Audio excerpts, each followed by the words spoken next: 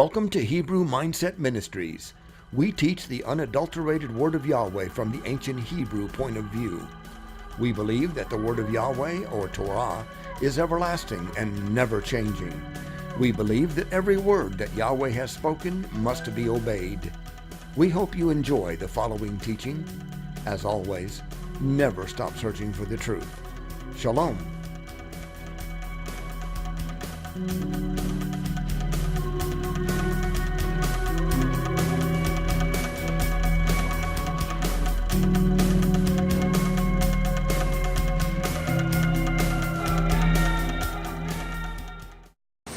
Shalom, everyone. Thank you for joining us this week for this Torah portion. Torah portion today is Yitro, or Jethro.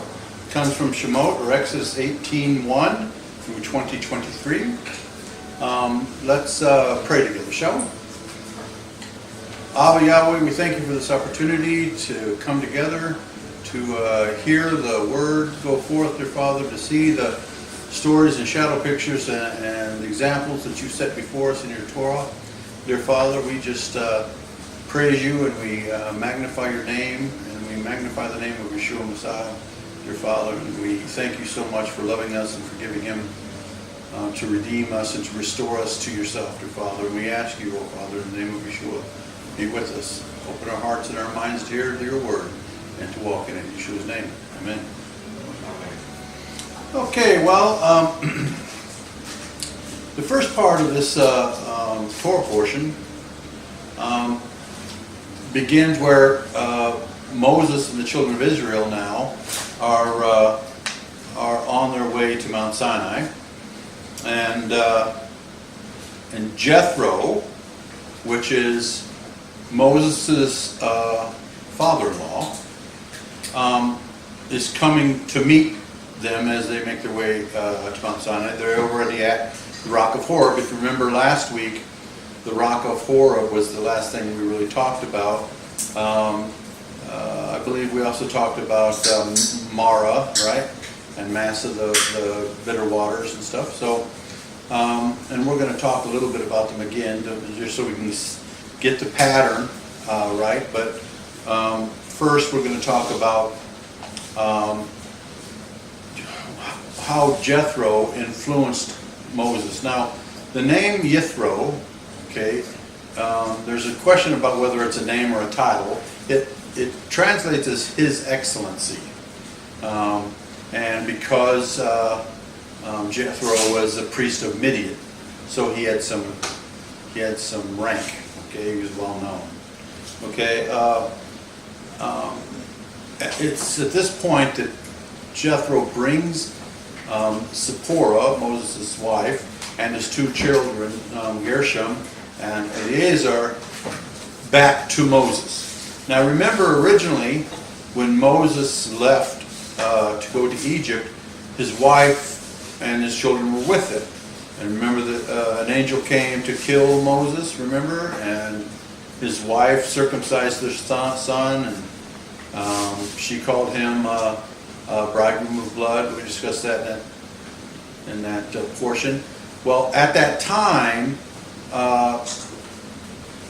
it seems, anyway, we don't know for sure the chronology of the events, but it seems at that time that he sent his wife back to her family while he and Aaron went back to Egypt.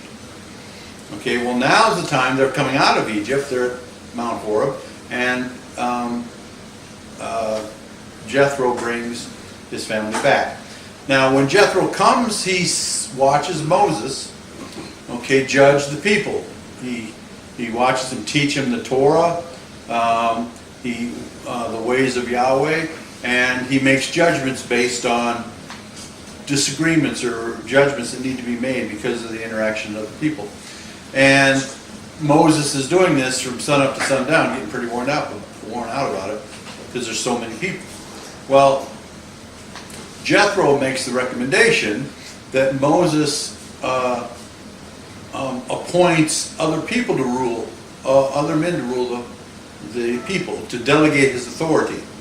And then Moses can focus on the actual teaching. Okay?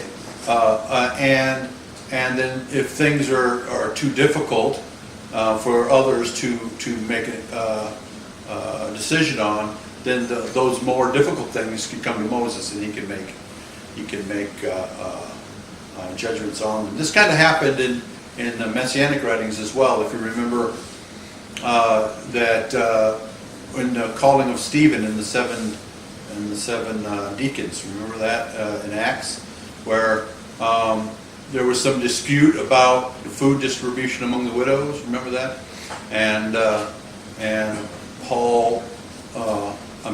Peter and the brethren, they appointed these Stephen and several of these gentlemen to be deacons or waiters. That's what deacon really is. It's a waiter. He waits on the people. And those guys would deal with all the matters of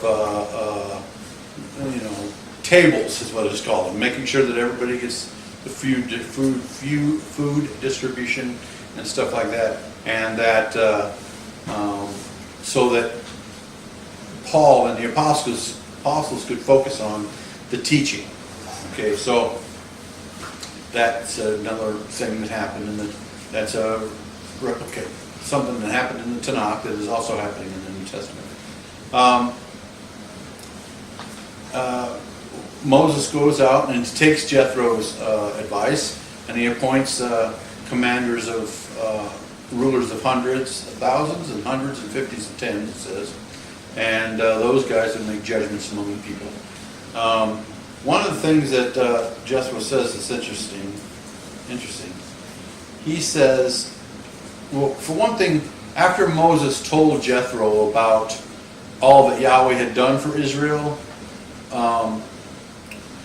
Jethro declares Yahweh to be the El above all else. You know what I mean? That he truly is the great El. Okay, he blesses Yahweh, magnifies him above other Elohim, and he offers sacrifices to Yahweh. But when he's given this advice to Moses, he says, listen to my voice, and Elohim shall command you. Okay, this phrase is kind of Jethro's way of saying, take my advice, but he also wants to make sure that Moses is within Yahweh's will. You know what I mean? I give you my advice, and if Yahweh agrees, then this is the best thing to do. You know what I mean? And of course, he went on to do that, and it took a tremendous amount of his burden off of him. Okay, now, when we get to chapter 19, chapter 19 begins with, it says, 19:1 says, in the third new moon, after the children of Israel had come out of the land of Mitzrayim, on this day, they came to the wilderness of Sinai. Okay, now, the idea of the third new moon is kind of important, okay, because it's going to establish, it's going to let us know what happened in the Feast of Shavuot. Okay, now why do I say this? Well, if you remember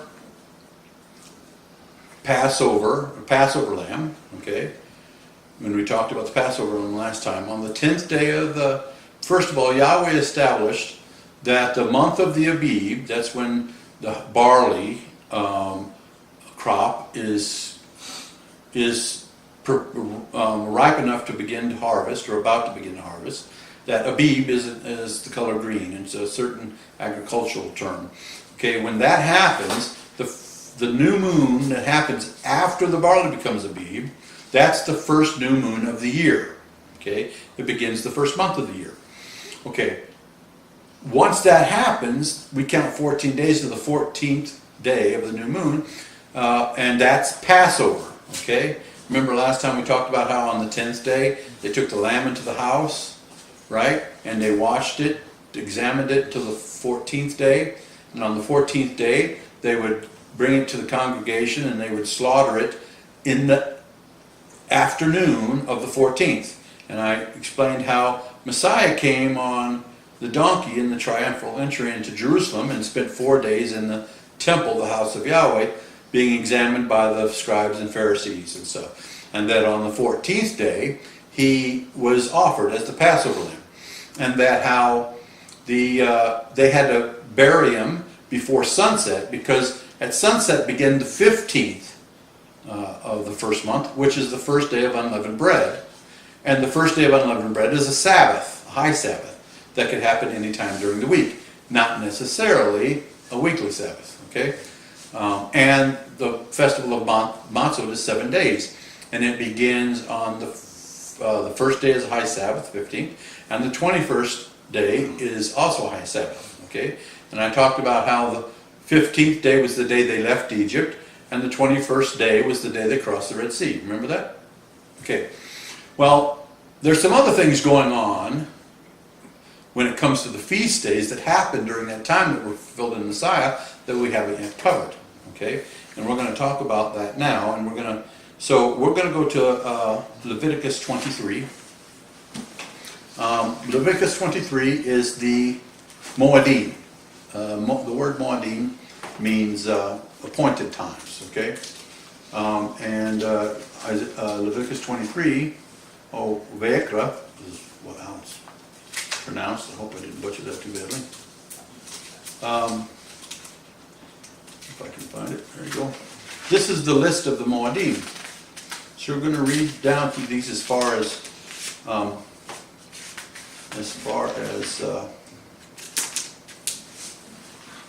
until we get to this portion.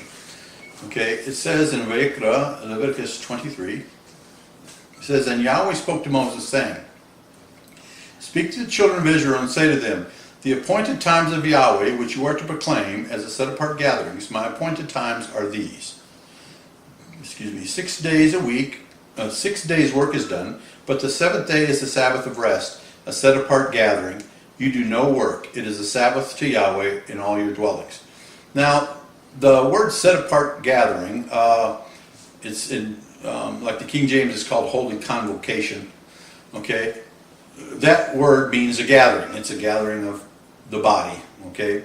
This Sabbath day is the day the body gathers, okay? Not Sunday or Monday, but this day. This day is the specific day we're commanded to do it. Can we gather any other day? Yes, you're free to do that. Worship or whatever, any other day, teach or whatever. But this day is a command, it's not a request. Okay? The word translated as holy convocation, or convocation anyway, is mikra. Okay? Mikra is a rehearsal. It's associated to rehearsal. So it's a gathering for the purpose of rehearsing something. Okay?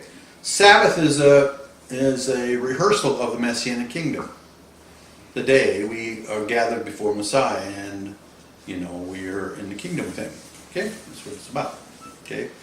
It goes, verse 4 says, "These are the appointed times of Yahweh, set apart gatherings, which you are to proclaim at the appointed times.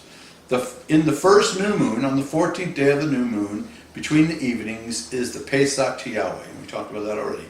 "On the 15th day of this new moon is the festival of Matzot to Yahweh. 7 days you eat unleavened bread. On the first day you have a set-apart gathering. You do no servile work. And you shall bring an offering made by fire to Yahweh for 7 days. On the seventh day is a set-apart gathering. You do no servile work." And Yahweh spoke to Moses, saying, so we pretty much just already covered that, right? I told you about these. Well, this is something that also happens. It's called the wave offering, or the bikurim, okay? The first fruit offering. Okay? He says, "Speak to the children of Israel, and you say to them, when you come into the land which I give you, and shall reap its harvest, then you shall bring a sheaf of the first fruits of your harvest to the priest. And he shall wave the sheaf before Yahweh for your acceptance. On the morrow, after the Sabbath, the priest waves it. On that day you wave the sheaf. You shall prepare a lamb, a year old, a perfect one, as an ascending offering to Yahweh, and its grain offering 2/10 of an ephah of fine flour mixed with oil, an offering made by fire to Yahweh, a sweet fragrance, and its drink offering 1/4 of a hin of wine. And you do not eat bread or roasted grain or fresh grain until the day that you have brought an offering to Yahweh, a law forever throughout your generations, in all your dwellings." Now, this is talking about the first fruit of the barley, okay? This is what the wave offering is. It's about the barley, okay, at this time during the Feast of Unleavened Bread. Okay, you're not allowed to eat any of the new grain until it's been offered, waved, okay? And what would happen is that after the Passover lamb had been slain, okay, the priest would go out and they would bind up the first fruit sheaves, okay? And later on in the week, on the day of the Bikurim, they would cut them, okay? Which is normally happen just about evening time on the end of the Sabbath day. And they would cut the grain, they would take it in, and they'd process it in the evening time, what we would consider Saturday night, but it would be in the night time of the first day of the week. Remember, the first day of the week begins at sunset on the day of Sabbath, right? Sabbath begins at sunset on what we would call Friday. It goes to sunset Saturday. Then the next day begins. The first day of the week begins at sunset on Saturday and goes all through sunset on Sunday. Okay, so the wave offering is to be waved it's to be processed after the sun goes down on Sabbath, and it's waved the next day around noon or so. Okay, so between that time they process some of it into flour, because the wave offering has to do with in flour, right? So they have to process it for the next day. Okay. And then it's waved by the high priest on that on Sunday, or the first day of the week, around noon or so, I think it is. So this is very important for Messianics, okay, because Messiah is the first fruit offering from the dead. He's the first fruit from the dead, okay. And in fact, if I was doing my job correctly, it's probably on here somewhere where it says that. Okay, yeah. In 1 Corinthians 15:20, Messiah is referred to as the first fruits from the dead. Okay, it's more. It's said in the Messianic writings more than once, but this part specifically says that he's the first fruits from the dead. So Messiah is that first fruit offering. So he was resurrected. Okay. He was resurrected on the Bikurim, okay, when the first fruits are cut and harvested. Okay, Messiah would have been resurrected at that time, just before sunset in the evening of that Shabbat, that Sabbath. Okay, and then the next morning. Now, once Messiah was resurrected, he was resurrected as our high priest.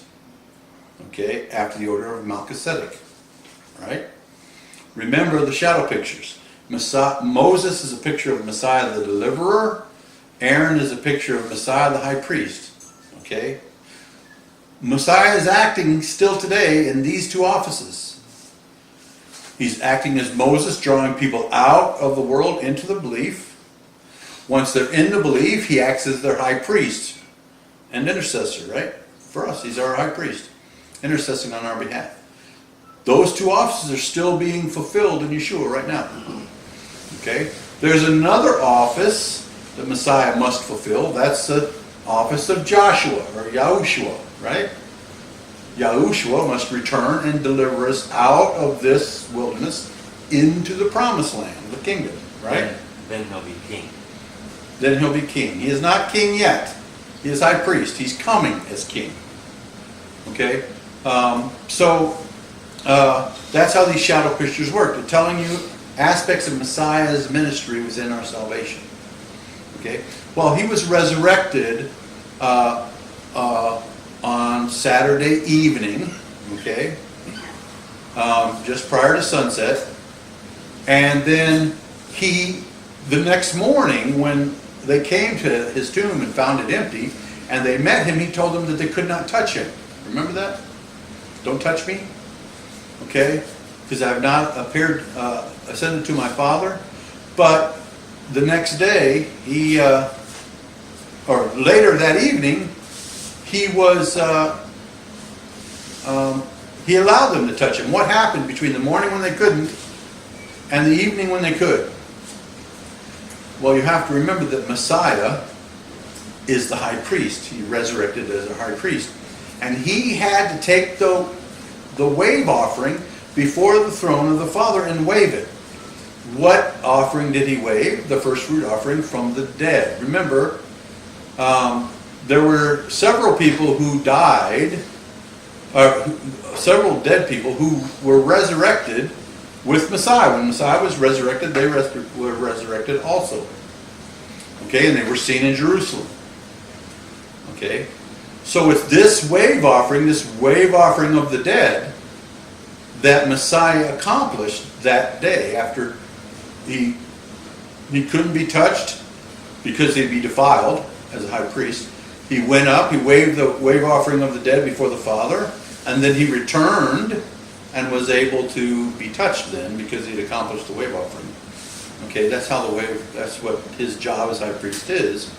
It's likely that these people that were resurrected and were waved before the Father are the 24 elders and such that are in the kingdom and heaven now. That Revelation talks about the 24 elders sitting before the throne. But anyway, so this is what Messiah had to do. He had to accomplish the Bikurim. Okay? Now, remember, the first fruit of the barley harvest is Messiah's resurrection. Okay? Messiah was waved the first fruits from the dead before the Father in this Bikurim. Now, from here, what does this have to do with the Torah portion? Remember, the third month they came into the wilderness of Sinai, right? Well, it gives us this. Leviticus 23 is going to go on to tell us. It's going to go on and tell us how we get to the third month. Okay, it says. Excuse me. It says, and from the morrow after the Sabbath, from the day you brought the sheaf of the wave offering, you shall count for yourself 7 complete Sabbaths. Until the morrow after the 7th Sabbath, you count 50 days. Then you shall bring a grain offering to Yahweh. Bring from your dwellings for a wave offering 2 loaves of bread of 2/10 of an ephah of fine flour. They are baked with leaven, first fruits to Yahweh. And besides the bread, you shall bring 7 lambs a year old, perfect ones, 1 young bull and 2 rams. They are the ascending offering of Yahweh with the grain offering and their drink offerings, an offering made by fire, a sweet fragrance to Yahweh. And you shall offer 1 male goat as a sin offering and 2 male lambs as a year old as a slaughter of peace offerings. And the priest shall wave them besides the bread of the first fruits as a wave offering before Yahweh, besides the 2 lambs. They are set apart to Yahweh for the priest. And on the same day you shall proclaim a set apart gathering for yourselves. You do no servile work on it, a law forever throughout your generations. And when you reap the harvest of your land, do not completely reap the corners of your field. When you reap and do not gather any gleaning from your harvest, leave them for the poor and for the stranger. I am Yahweh your Elohim. So once again, there's this 50 days, okay, between the day the wave offering is offered, okay, and the next feast, the Feast of Weeks, or what is called Shavuot. There's 50 days. Okay, Shavuot is a high Sabbath. All right. Now we're not given the date of Shavuot.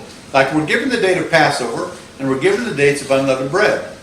We're also given the dates of Yom Teruah and Yom Kippur and Sukkot and Shemini Atzeret, the other feast days. Okay, this is the only feast day we're not given a date. The reason we're not given a date is because the date depends on the counting of 50 days. Do you understand? Okay, so so we have to figure out how to interpret this tomorrow after the Sabbath. Because the rabbis say that you count the day after the Sabbath, the high Sabbath of the first day of Matzot, which is the 15th. So the next day, tomorrow after that, is the 16th. So they begin counting 50 days from that day. And so they get the exact same date every year, Sivan 6. Okay? They get the same day every year. Now, if Yahweh wanted us to have Sivan 6 every year, why didn't he just tell us that? Right? What Yahweh's actually saying here is that the wave offering takes place on the day after the weekly Sabbath. Think about this now. On Matzot, you're going to have 2 high Sabbaths and 1 weekly Sabbath in that 7-day period. Okay? So, once Matzot begins, sometimes the weekly Sabbath will land on the same day. A high Sabbath will land on the same day as the weekly Sabbath. That happens occasionally. But generally, you'll have 3 Sabbaths that day. First day that week, the first day of unleavened bread, the weekly Sabbath in that time, and then the last day of unleavened bread. So you have 3 Sabbaths in that week. Okay. Well, what this is telling us is that during these 7 days, that there's going to be a weekly Sabbath. The day after that weekly Sabbath is the day of the wave offering, which is always going to be on the first day of the week, always going to be a Sunday, what we call a Sunday during the day. Okay? Always going to happen. All right? Now, the reason it's always going to be a Sunday is because it's tomorrow after the Sabbath. But since there's a 50-day count, 7 complete Sabbaths. A complete Sabbath is a Sabbath week, what we call a Sabbath week, okay? 7 days, 6 days, you work, 7th day is the Sabbath to Yahweh.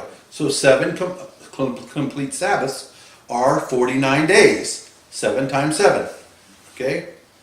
The 50th day is the day after, okay, that. And it happens on the morrow after the 7th Sabbath. Got it? So you begin counting on this Sunday, and 50 days later is another Sunday. Pentecost. Okay? That is Pentecost. Pentecost means 50. Okay? It's the Greek word for Shavuot. Now Shavuot means weeks. You're counting 7 weeks. The day after the 7th week is Shavuot. Okay? Pentecost means 50 because you're counting 50 days. That's the Greek term for it. Okay? So, after Messiah's resurrection on the Sabbath, okay, the next day he waved the wave offering of the dead. 50 days later, the Spirit was given in the upper room at Pentecost, right? Well, in this Torah portion, they are entering. If you start on the between the 15th and the 21st, okay, of the first month to begin counting, somewhere in there, 50 days, it's going to bring you in the early part of the 3rd month, right? So this Torah portion begins around the time Sukkot would take place, or Shavuot would take place, okay?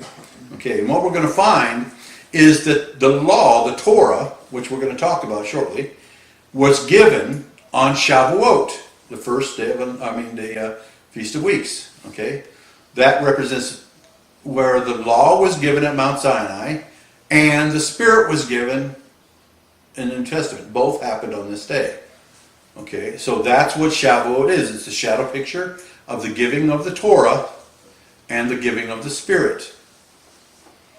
Okay, remember that the Torah was given to teach the people of Yahweh how to live before Him. Okay? The Spirit was given to help those of us who have been renewed to the covenant to assist us in obeying the Torah before Him. Remember what the promise in Ezekiel chapter 36, verse 26, 27, 28, it says the promise of His Spirit is that he would give us his Spirit and he would cause us to walk in his laws and right rulings? The Torah was given at Mount Sinai. We're going to see that in just a second on Shavuot, okay? But we didn't keep it, okay? We all sinned and fell short of the glory of Elohim, right? So, as we move forward, we're going to see how that works out, okay? All right, so Shavuot, okay, is, again, the day this law was given and the day the Spirit was given, okay? And so we need to remember this day and keep this day, just like we need to keep all the other feast days, okay? They are teaching us something about the redemption plan, okay? The law that we couldn't keep on our own because of our flesh, okay, we have now been given the Spirit to assist us to keep it, okay? The Spirit was not given to us so that we no longer had to obey it. The Spirit was given to us to help us obey it, okay? And so we need to quit thinking of Old Testament, New Testament. You know, the New Testament believer no longer has to worry about the Old Testament law. That's a lie. It's a lie straight from the pit. So we need to get to understand these feast days and be practicing them so that we have a better understanding of what's really going on in the redemption plan. Okay, so when they actually get to Mount Sinai, okay, in chapter 19, I have to go back there, Exodus 19, okay.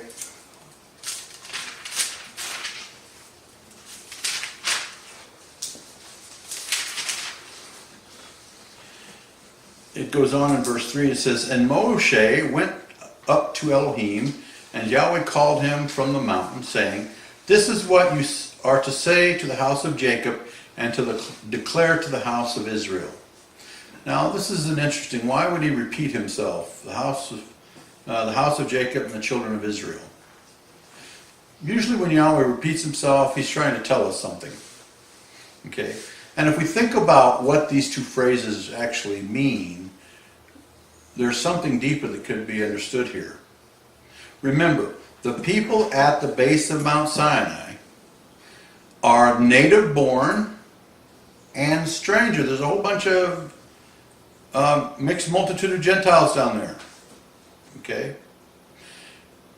And remember what we said before, when a Gentile joins Israel in covenant, they become heirs of the covenant. Remember that? We've said that? But Gentiles join them. They don't become something on their own. They don't become a new church or a new group unto themselves, as the Christian church teaches. They join Israel in covenant with Yahweh. Okay? Well, this is kind of what can be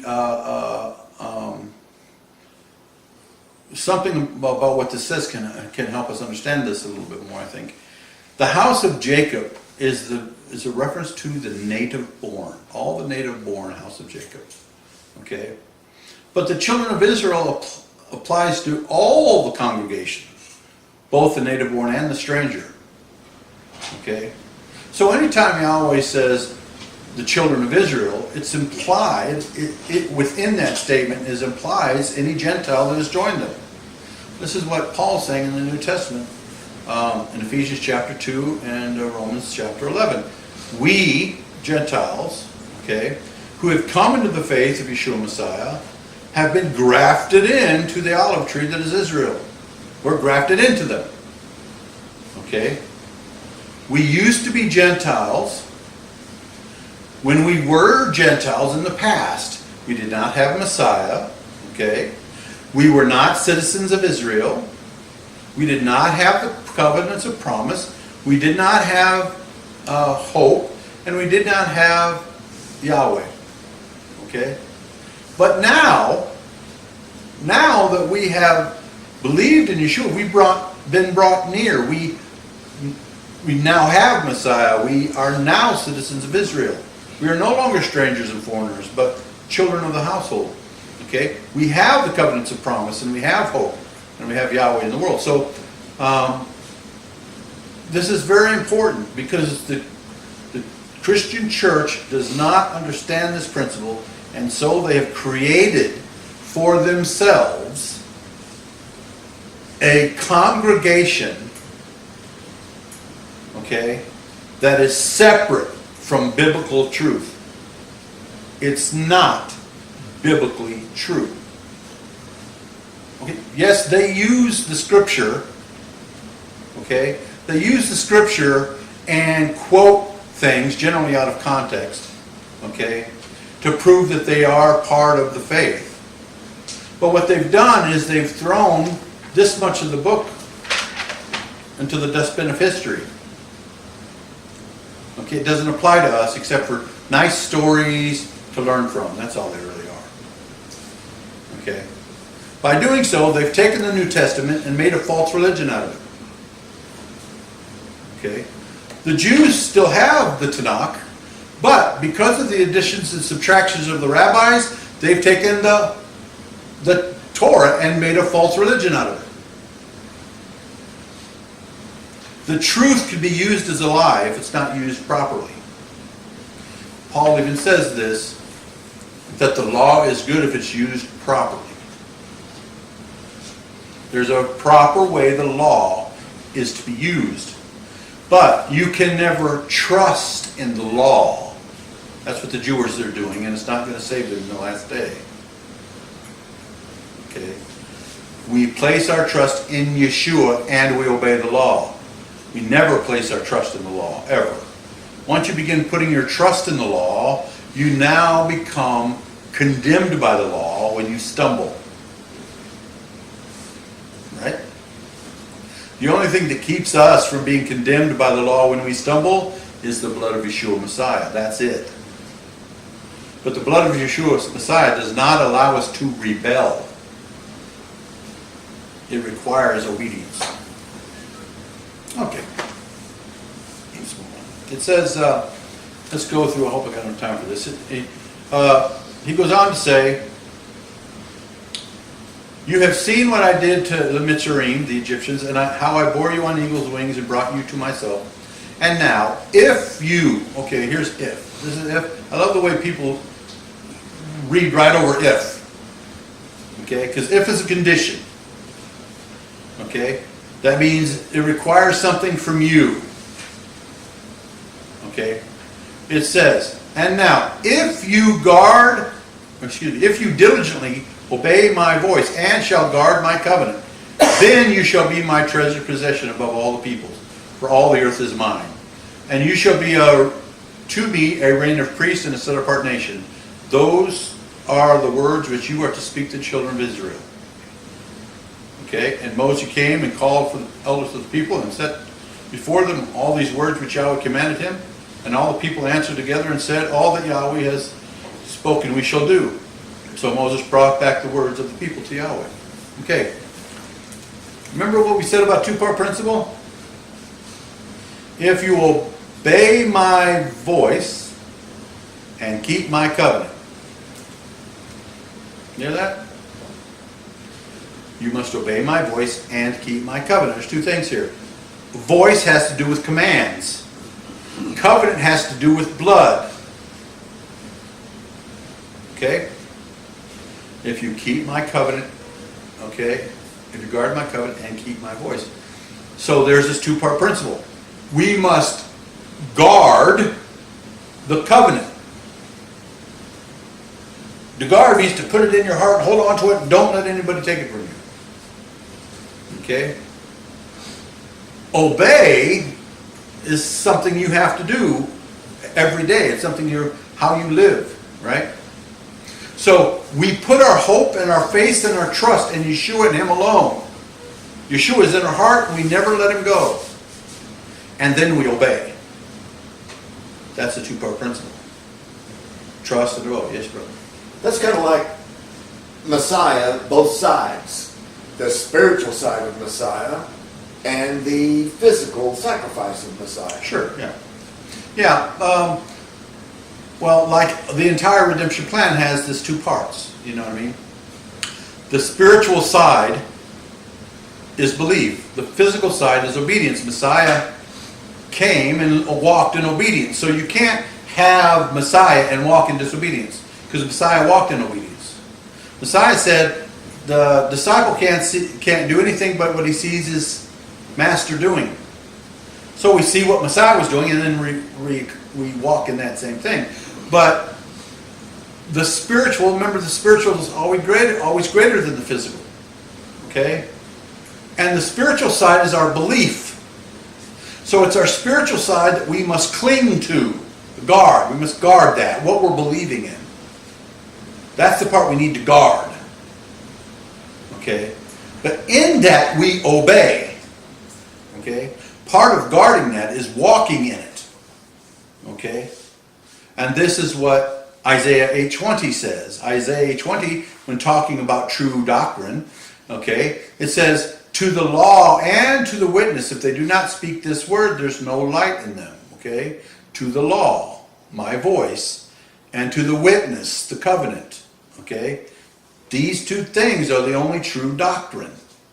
Anybody comes along saying, giving you a doctrine that has law without the witness of Messiah is a false doctrine. Anyone that comes to you with a witness of Messiah, but you don't have to obey the law, is a false doctrine. Okay?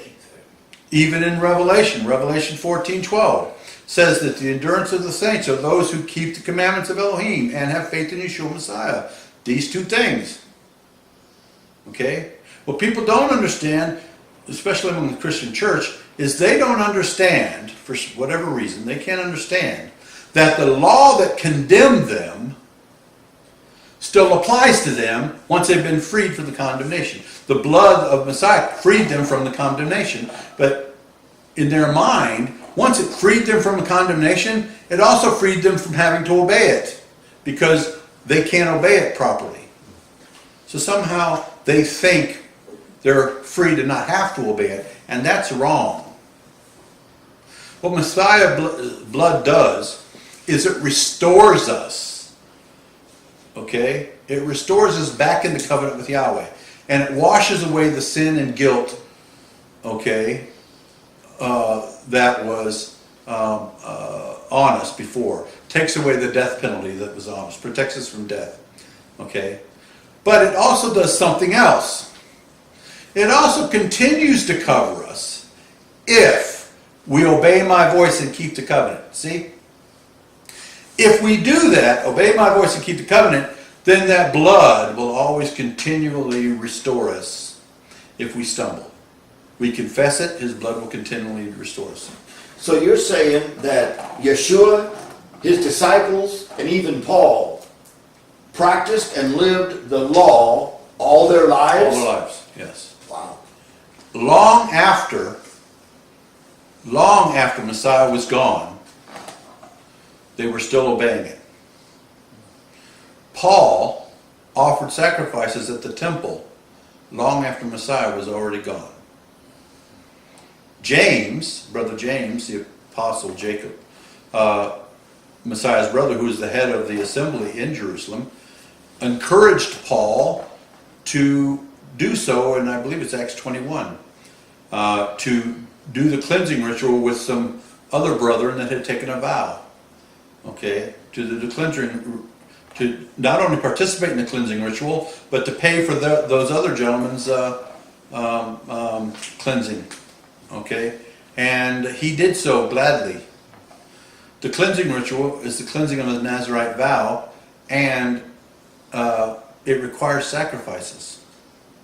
And Paul had no problem participating. Now, Paul was teaching us that the Old Testament law no longer applied to us, and that the sacrifices no longer applied to us. Why would he do that? Wouldn't he be committing heresy? According to the church, that would be heresy. Well, it's not heresy. The only reason sacrifices are not available to us right now is because there's no temple. There's no place. Yahweh said, you must offer sacrifices where I place my name. Well, there is no altar there. where he's placed his name. That's Jerusalem. There's no altar there. Someday there will be, and sacrifices will be offered, and they will be acceptable. Okay, as long as they're done according to the Torah. Okay, so there's just so much, the church teaches so much stuff that is not correct because they have a misconception of what the Messiah's sacrifice was meant to accomplish. Okay, Messiah's sacrifice only accomplished the justification from death. Okay, after you receive that, it can go on to cleanse you. But the justification from death, remember when we talked about Abraham? The covenant of Abraham was unconditional. Yahweh fulfilled both ends of that covenant. Only Yahweh walked through those pieces that we talked about last week, remember? Yahweh did that. Okay? That's the part that Yahweh accomplished in the death of Yeshua. He accomplished that part, the justification from death by belief in Messiah. That's the the Abrahamic promise that Yahweh himself accomplished. Here at Mount Sinai, okay, we see our side of that. What happens after we've received the Abrahamic covenant? Now, if you obey my voice and keep my covenant, we will continue to be cleansed along the way. Okay? Yes, sir. And isn't that a really intense shadow picture of us today and the coming kingdom? Yes, all these things are. All these things in the Tanakh, okay, are shadow pictures. Even Paul says they're shadow pictures of things yet to come. Okay? They are examples so that we don't fall from the same error that they fell for. Okay? So if you think of this whole Exodus and the progress they're making towards the Promised Land, if you look at this whole picture as a picture of your progress from the day you accept the Messiah as your Passover lamb, all the way to your walk until the final day we get in the kingdom, the pictures are exactly the same. That's what these things are. The Passover lamb is Yeshua. Okay, the death of the firstborn that delivered us from Egypt is also delivered us from the power of this world and the bondage to sin. Okay, the Red Sea crossing is our baptism. Remember, the rock that was struck at Horeb is our giving of the pledge of the Spirit until the day of redemption. Okay, which is at the kingdom when Messiah returns. All these things are pictures leading us along the way. Well, this is the next picture in line, the giving of the Torah. But the Christians have stopped at Horeb. They've got you standing in Mount Horeb and never actually moving from Horeb to Mount Sinai. They've rejected Mount Sinai. They just accepted all the free gifts. That's right. They like to read the Old Testament to show you the promises in it, but all of these promises are a response of your obedience. And they teach you don't have to obey it. So they're teaching you can receive the promises without the condition of obedience, and that's an error. It's wrong.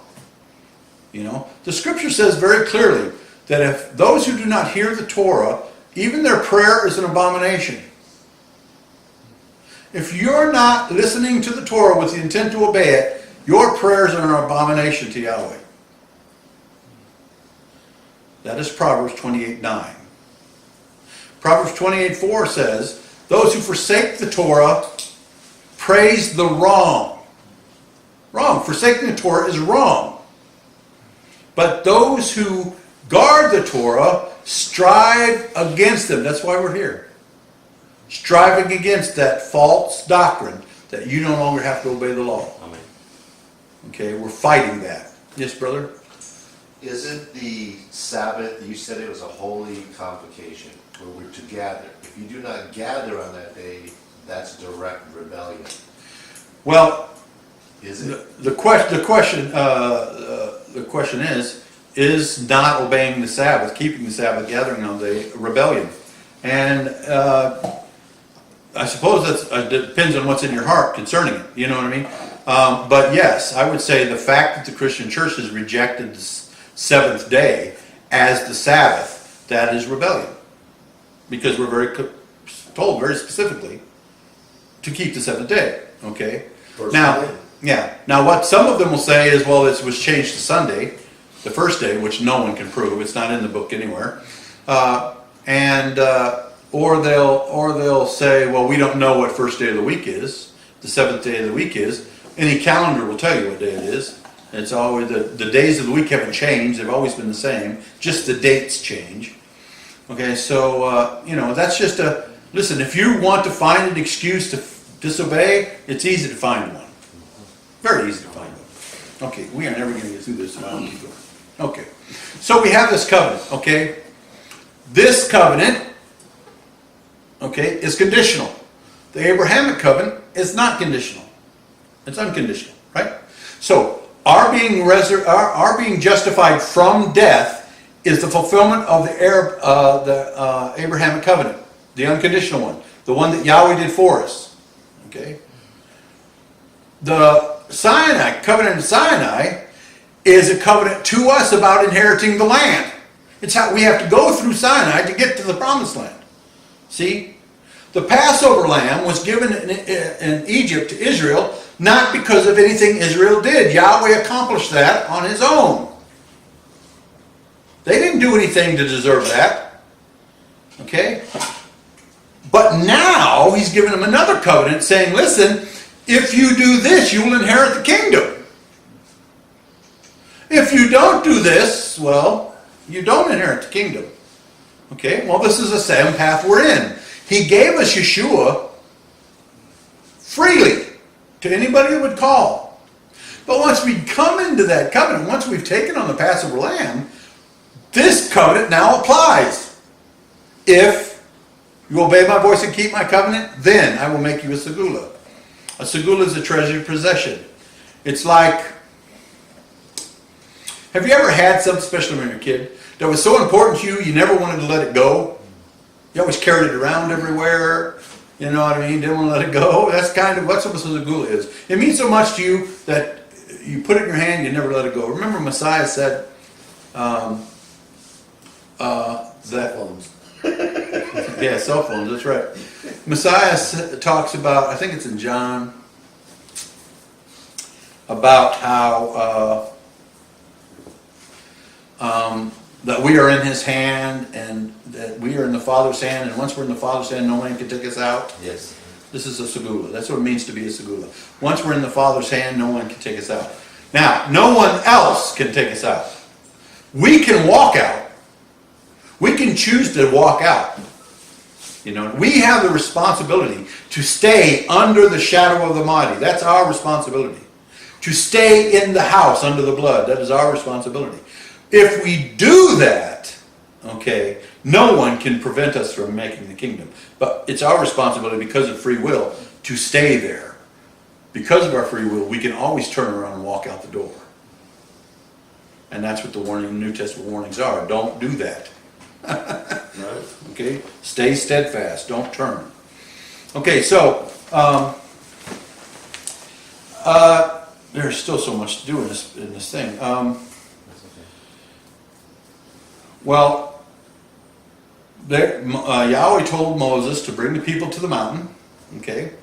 Messiah, he's going to come down onto the mountain. All right? And there's some interesting parallels here with things that are promised in the New Testament. Okay? When Yahweh comes down on Mount Sinai, there are thunders and lightnings, smoke and clouds, fire, trumpets. Okay? All these things happen when Messiah descends, when Yahweh descends on Mount Sinai. The people see it. Okay? All these exact same imagery is what the New Testament says will happen when Yeshua returns. He shall come on the clouds. Right? It says. It says he'll come with the voice of the archangel and the trump of Elohim. Right? It says in 2 Thessalonians chapter 1 that he's coming with his angels in flaming fire seeking vengeance. all the things that this says about how Yahweh descended upon the mountain are things the New Testament says about Yeshua descending on the last day. So here we go. You got a picture of Yahweh coming. Yeshua coming. Okay? What else is happening here? The people are gathering at the base of the mountain. So when Yahweh came down, the people gathered at the base of the mountain. When Yeshua returns, we will be gathered from the four winds of heaven to meet him in the air. The resurrection, right? So this is a shadow picture of Messiah's return to gather us together unto himself. Okay? However, this is where it gets kind of confusing for some people. Okay? Because not only is this day, the giving of the Torah, is the day that we remember Shavuot, okay, the Feast of Weeks, because it was given on this day. But it's also the same event, this event of the shouting and the trumpets and Yahweh coming down, is also the shadow picture of Yom Teruah, the feast day, the first feast day of the fall feast. Okay? The Feast of Trumpets. So this particular day is a remembrance of two feast days. The last one of the spring, okay, which is the giving of the Torah and the Spirit, and the first one of the fall, which is Yom Teruah, the Day of Trumpets, when the Messiah will come down in flaming fire and gather his elect from the four winds. Okay? It's just important to not lose sight of what these things represent. This is teaching us a lot of things about end-time events and what they represent and how we'll know. We don't know the day or the hour that Messiah returns, which is itself a sign to us of what day it'll happen. Okay, the day and hour no man knows is a Hebrew idiom for the new moon. Okay, Yom Teruah, the Feast of Trumpet, is the only feast day of the year that lands on a new moon. So we don't know the hour of the day, but we know the season, the Moadim. The word season in your Bible says Moadim. It means appointed times. So we know that Messiah is returning on a certain appointed time, according to the schedule of Yahweh. And because Yahweh coming down on the mountain is a picture of Yom Teruah, then Messiah is coming back in Yom Teruah. That's when he's coming back. The Feast of Trumpets. Okay? So there's just so many things that if people understood the Scripture better, allowed the Tanakh to be the foundation upon which they get understanding, it would be so much easier for them to understand. But it requires a heart of obedience. Okay, so then there's the last portion, part of this portion, is the 10 words. Okay, we call them the 10 Commandments, but in the Hebrew they're just called 10 words. Okay, and these 10 words represent the witness of the covenant. Okay, these are the 10 words that will be written on the tablets. The tablets are a witness of the covenant. That doesn't mean that only these 10 words are part of the covenant. It just means that they are the witness of the covenant, and all the commands that come hereafter are basically right rulings about how you make judgments on things based on this nuclear, I guess I'm not sure. These 10 words are kind of the nucleus of the Torah.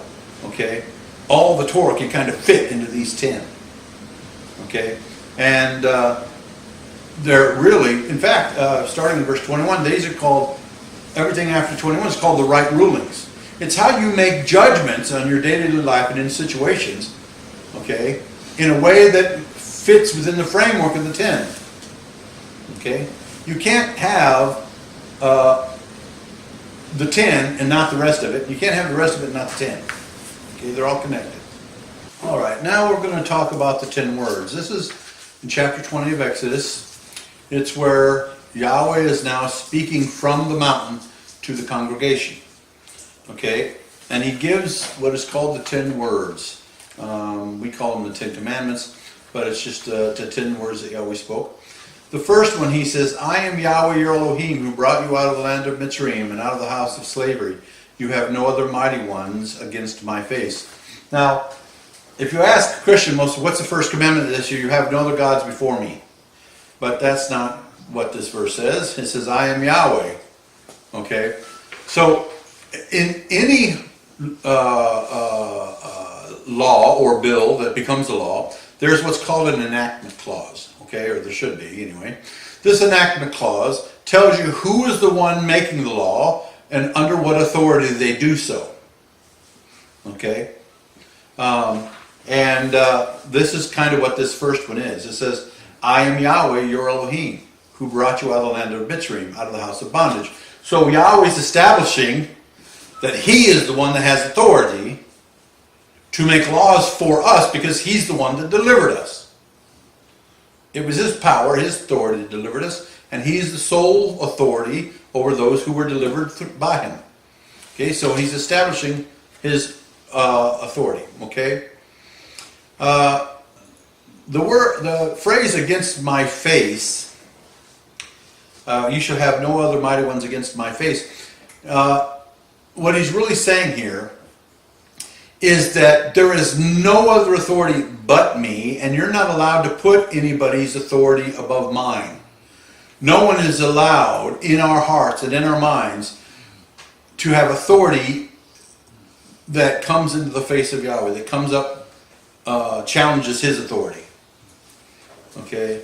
Now, it says mighty ones, which is gods, okay? But the word Elohim just means mighty ones, those who are in authority. Okay? Yahweh is the only authority for his people, and we are not to put the authority of anyone else above that of Yahweh, or even to give it equal stance. Yahweh is the only authority.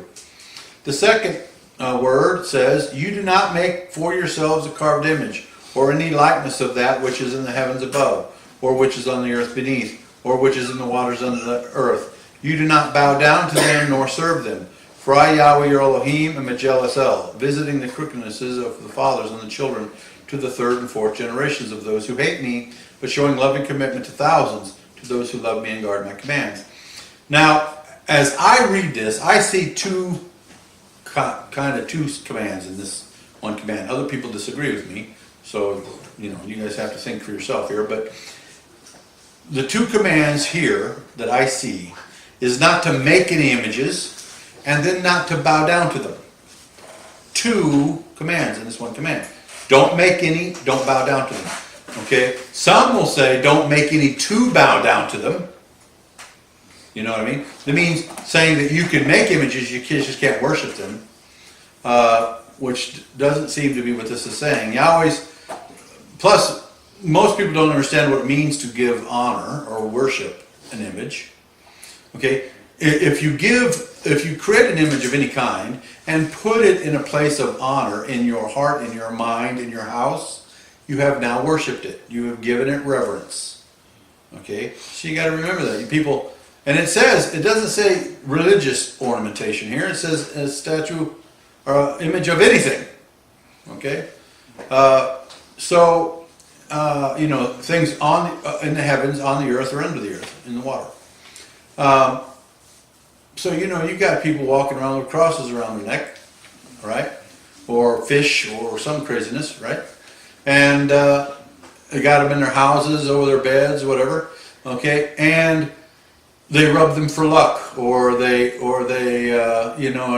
they'll touch them and rub them when they pray, or they'll have significance, some kind of religious significance to them. You know what I mean? This is a very dangerous road to hoe. It's better to not have any than to maybe be wrong and have some. That's my opinion. But we're not to make any images, not to worship any, not to. The word bow down to them is about reverence. Okay, it doesn't necessarily mean get on your knees before them. It just means really about obedience, reverence to them. Okay, it's interesting here. He says that I am Yahweh, your Elohim, am a jealous El. He doesn't like to share. Okay. He visits the crookedness of the fathers on the children to the third and fourth generations of those who hate him. Now, you know if someone hates Yahweh based on whether they obey him or not. Yeshua said, if you love me, obey my commandments. Okay? Obedience to the commandments throughout the Torah is tied to loving him. Loving him, clinging to him, obeying his words. These are all tied together, these words. Okay? So if you don't obey him, it's evidence you hate him. Okay? So the people that don't obey him are the people that hate him, and those sins that those people create, especially those men create, are passed to their children, both male and female, for 3 or 4 generations. However, those who prove they love him, which is connected to obedience, okay, those who love him obey him, and the blessings of Yahweh are extended to 1,000 generations for those who would love him. See? If we love him, his blessings are on us and to our children, right? And on our children's children. Okay? So, just keep that in mind. The third one says, you do not bring the name of Yahweh your Elohim to nothing. Not. For Yahweh does not leave one unpunished who brings his name to nothing. There's 2 things here. There's the command, and then there's the warning in this command, right? He says, you shall not bring my name to nothing. I am Yahweh, your Elohim. You shall not bring my name to nothing. What does it mean to bring a name to nothing? Well, there's several possibilities. The word nothing, not, means make desolate, evil, as in destructive, or useless, okay? For instance, if you say that I'm a believer of the Elohim of Abraham, Isaac, and Jacob, but you don't walk in obedience to the commands of Yahweh, then you have brought his name to nothing. Why? Because once you claim his name upon you, and then you don't walk in obedience to what he says, you're defiling his name. It's a way of defiling his name. Because you're not representing the righteousness of Yahweh in your life. You need to be careful about calling his name upon yourself and then not walking in obedience. Because, look at what happened to Israel over the course of time. You don't want to let that happen in your life. Would you say that deleting his name from modern Bible English translations was making his name nothing? I would say so. Because, it makes his name useless. It takes away its power. The power is in the name, okay? If you get rid of the name, you get rid of the power. Okay? If you use the name in any way that devalues it, you've brought it to nothing. If you forsake the use of it, it's bringing it to nothing. Using it to curse or bear false witness against another. Okay? If you say, as Yahweh lives, I swear this guy did that, but you don't know that guy did that, now you violated the name, you bared false witness in his name. You've defiled it. So think of something, what could defile a name, and then just stop doing that. Don't do those things. And I don't see how anyone could say that replacing the name 6,800 times in the Bible with a title is not a violation of this command. I don't know how you could convince anybody of that. Not rationally. Okay? It's important that we know the name, because if we don't know the name, we don't know who we serve. You serve someone. The only way to know who that someone is to know their name. Because, listen, there's a lot of people out there saying they serve God, but they're not serving Yahweh. They're serving because they don't. God. Yes, they are serving a God, but they're not serving Yahweh because they don't obey him. Okay? The other part of this is For Yahweh does not leave the one unpunished who brings his name to nothing. Whoever brings his name to nothing will be punished. No way around it. I do not want to be in the shoes of the rabbis who decided that we were not to use his name. Nope. Or the Christian theologians or translators or any of those other people. Yep. The fourth one, remember the Sabbath day to set it apart. 6 days you labor and shall do all your work, but the seventh day is the Sabbath of Yahweh your Elohim. You do not do any work, you, nor your son, nor your daughter, nor your male servant, nor your female servant, nor your cattle, nor your stranger who is within your gates. For in 6 days Yahweh made the heavens and the earth, the sea, and all that is in them, and he rested on the seventh day. Therefore Yahweh blessed the seventh day, the Sabbath day, and set it apart. Okay. Remember. Why does he say remember instead of you shall not or you shall? He's saying remember because Sabbath was instituted at creation. Yes. You're remembering something. The first command. Right. So we are to remember it. Remember what it is, why it is, what it represents. We're to remember it. Remember carries the idea of remembering it actively.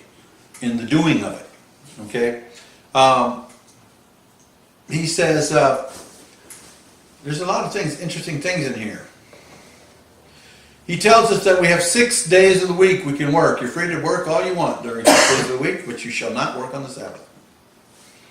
Why? The Sabbath belongs to Yahweh. It belongs to him. It's his day. It's not your day. It's his day. Now, Messiah says that the Sabbath was created for man and not man for the Sabbath. Okay? What Messiah meant by that is that the Sabbath was given to man so that man could rest from all of his worries and all of his day-to-day things. It was given to be profitable to man. Okay? To be a day to just focus on him and focus on Yahweh and his family and not have the burdens of the world on it. Reboots. Right. Man was not made for the Sabbath. What that means is Sabbath was not a burden for man. Some kind of authority put on him to make his life more difficult. Okay? It was something given to man to make his life easier, to give him more time to focus on the important things. So, there's no work to be done by anyone under you or anyone in your authority. That would include your animals. Any living creature under your authority is free from work. However, does that mean you don't feed them? No, sir. No. Is feeding your animals work? No. Yes. Well, it feels like work to us. But really it's not. Feeding your children is not work. Feeding your family is not work. It just feels like work to us. Okay? But it's part of sustaining life.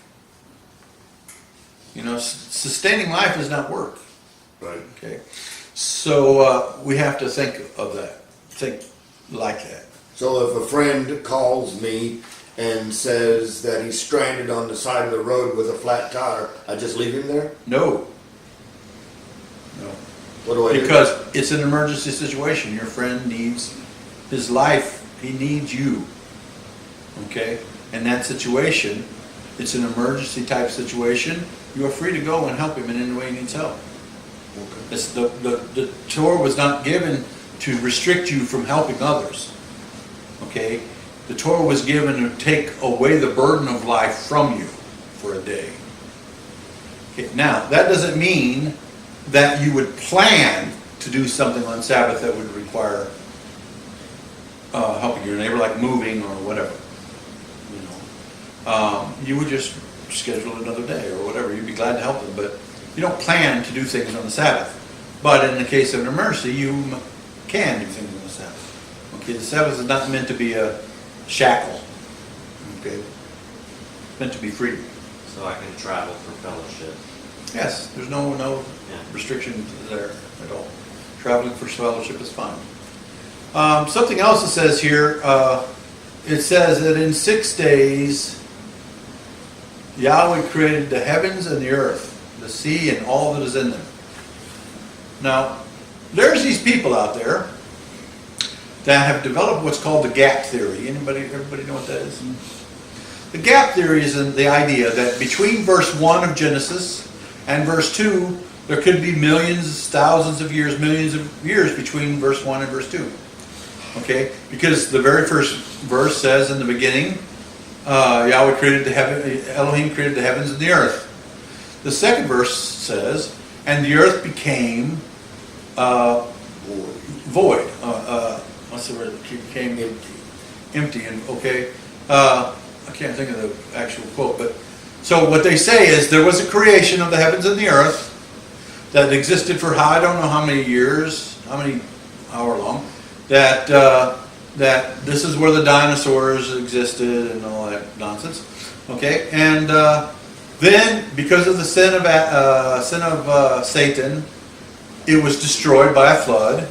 Okay, and then verse 2 says basically that Yahweh recreated it for man. Okay, that's the basic nonsense that is the gap theory. Okay, this verse says that in 6 days. Remember, because of the language of the book of Genesis, chapter 1, he's referring to 6 24-hour days, evenings and mornings. Okay? In 6 days he created the heavens, the earth, and everything in them. That eliminates the prospect of a gap theory. If the first day, when he created the heavens and the earth, is a 24-hour day, which it clearly suggests, and then all the creation was done in 6 days, there's no room there for a gap theory. Okay. And remember, the seventh day is blessed and set apart by Yahweh. No one else has the authority to change that. No church can come along and say, but we worship on Sunday now. No. You don't have that authority. Worship on Sunday until you're green. I don't care. Neither does he. But you shall keep the Sabbath. Anybody not doing so is not his people. Keeping the Sabbath is a sign that he is our Elohim and that we are his people. It is a sign. Just like circumcision is a sign that we are in the covenant with him. Okay. Number 5. Now, let me read this and then we'll go back to that.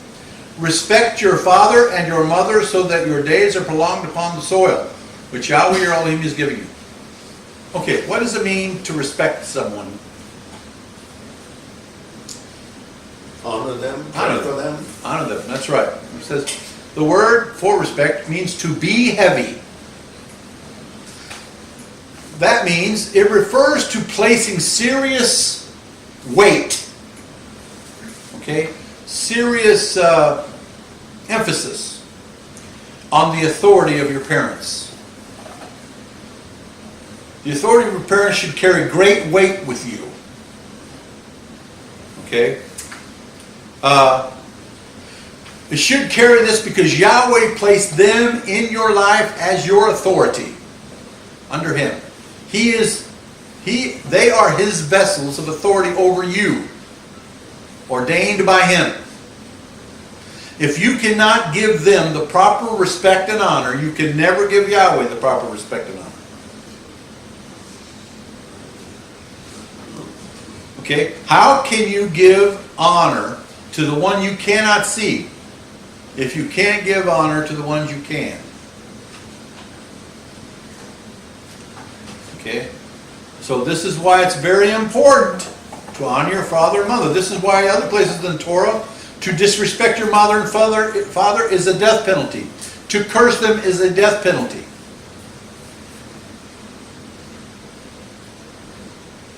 Yahweh takes this stuff very seriously. Okay, these first 5, yes, brother? So if your mother and your father abuse their authority, is that something... How is that, what does that have to do with you? If your parents abuse your authority, does that change the commandment? No, it does not. You have a responsibility to honor them, even if they don't know what honor means. Okay? No one, it doesn't say, honor them if they're nice to you. It doesn't say that anywhere. Okay? They will answer for their sin, I assure you. Okay, these 5 represent what it means to love Yahweh. the next 5 represents what it means to love your neighbor. Now, some people say that this breakdown is, for first 4 commandments are loving your neighbor, or Yahweh, and the last 5 are loving your neighbor, but that's not true. Yahweh established parents as authority. You cannot say you love Yahweh if you do not love your parents. They are His authority over you. So, to love Yahweh properly, you need to be keeping these first 5. Okay? Now, what's it mean to love your neighbor? Well, you do not murder. Now, this does not say you shall not kill. It says you shall not murder. Murder implies malice. There are some situations where killing is okay. You try to avoid them, but there are certain situations. Say if someone breaks into your house and threatens your life and the lives of your children, even the Scripture allows you to take their life in that situation. War is a situation where killing is acceptable. There may be others, like capital punishment. If the Torah, if a proper Torah judgment is declared, then the death penalty is okay. But murder is malice. Okay, killing with malice. You have some anger towards that person, and that anger may or may not have caused you to kill them, but it refers to murder, killing with intent. Okay, do not commit adultery. The word adultery has to do with breaking wedlock. It has to do with physical intimacy with someone that is the spouse of another. Okay, belongs to somebody else. Okay, adultery and fornication are not the same thing. Fornication is sexual intimacy with someone not your spouse. Huh? Don't want to be doing that. Okay? So if you're married, the only person you're allowed to have sex with is the person you're married to. Okay? Got that? In fact, scripturally, I think it's pretty easy to prove that there is only one relationship in which sexual intimacy is acceptable. And that is within the covenant of the relationship covenant, we call it marriage, right? Where there is a commitment between 2 people to live and survive together, and it's done before Yahweh. You know, there's a lot more about that. Yes, brother? Yeah, didn't Yeshua said that if you looked at another woman with a lust in your heart, that you've committed adultery? Well, yes, he did say that. But the very fact that he uses the word adultery suggests it's another man's wife. But Or not your wife. Yeah, but he didn't specifically say it was somebody else's wife. Yeah, he didn't. But the word adultery suggests such a thing. Now, I'm not saying it's proper to look at an unmarried woman lustfully either, because you've committed fornication with him, right? If you look to lust after him. But let's keep the meanings of words meaning exactly what they mean and not add to them. Okay, it says, do not steal. Stealing is a form of deception, okay? Anything that is acquired by you through deception is stealing. Okay, whatever it is. Any form of deceit where you gain is a form of stealing. Okay? Kidnapping is a form of stealing. Okay? Kidnapping has a death penalty too, by the way.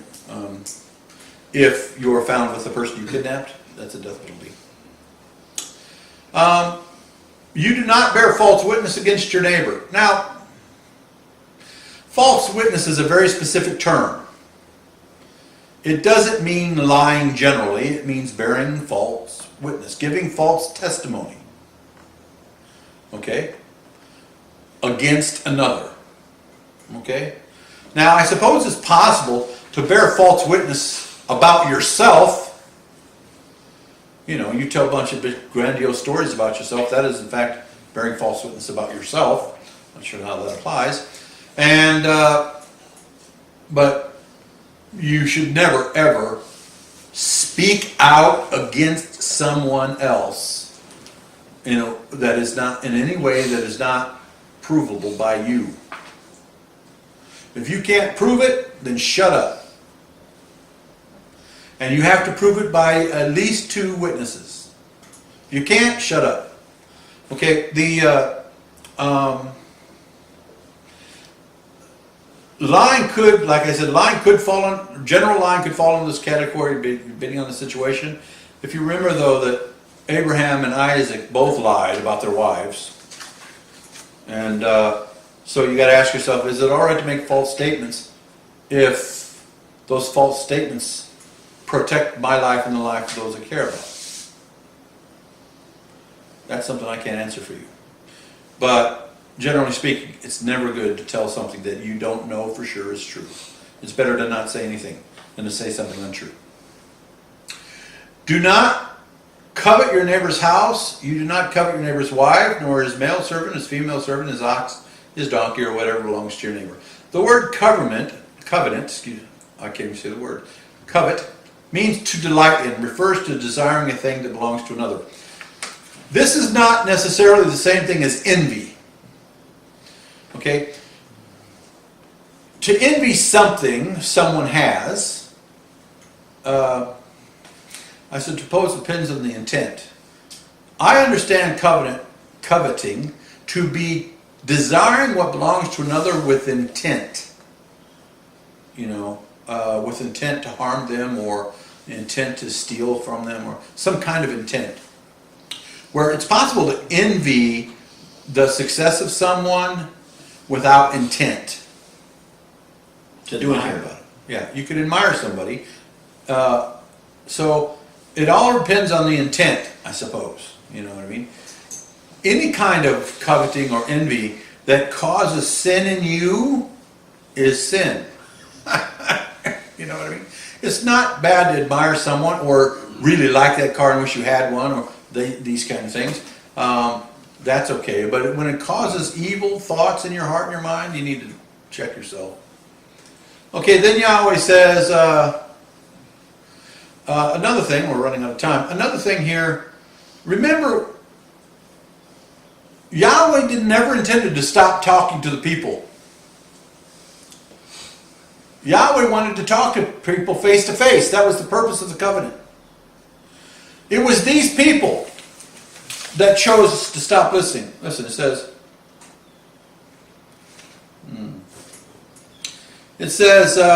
and all the people saw the thunders and the lightnings and the lightning flashes and the voice of the shofar on the smoky mountain.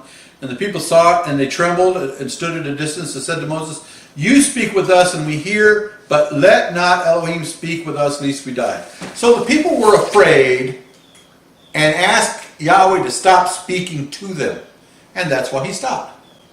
Does that mean he stopped talking? No. He started talking to Moses, who delivered the information to them. All the other commands are still from Yahweh. They're still spoken from his mouth. It's just the people chose to have a mediator, and that's why we have one. Because we asked for it. Okay? It's our fault. He knows and speaks directly to us. Anyway, just remember that, when he said there's a law about building altars, remember there's no authority but Yahweh. You cannot allow to have images as authority over you or use them in any way. If you're going to create an altar to sacrifice to Yahweh, it must be with natural uncut stones, and it can't have any steps. Because if you're walking up steps and you have the robe on, people can see under the robe to your nakedness, and that's unacceptable. Okay. Well, thank you everyone for participating with us, and we really enjoyed our time together. We just pray that you will be blessed by this message, and if you have any comments, please leave them. Thank you. Thank you for watching. We ask Yahweh to bless you and yours in everything that you do. Please pray for us and this ministry as we spread the light of Yahweh's truth from the Hebrew mindset. If you enjoyed the video, please Like, subscribe, and share with your friends on Facebook and other social media. Click on the bell if you would like to be notified when we add more videos. Please accept our love and gratitude for your time and attention. Shalom.